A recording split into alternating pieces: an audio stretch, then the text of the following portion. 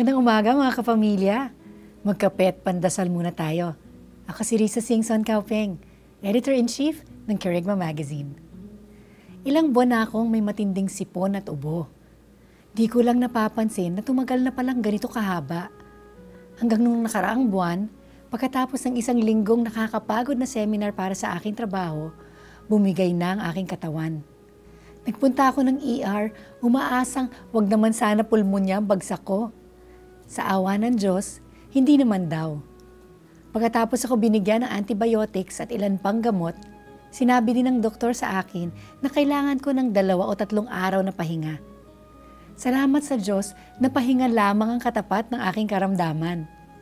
Napaka-importante nito para sa ating kalusugan, ngunit ito ang unang isinasantabi natin kapag tayo nagiging busy. Huwag nating kalimutan na tayo ay mga katiwala ng templo ng Diyos na ating mga katawan.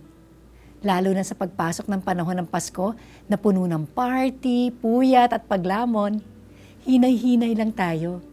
Alagaan natin ang katawang ipinagkaloob ng Panginoon sa atin at magbigay puri sa Kanya sa pamamagitan nito. Tayo magdasal.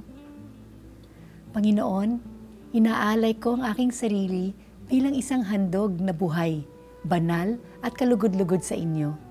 Naway ito'y maging aking pagsamba sa inyo. Amen.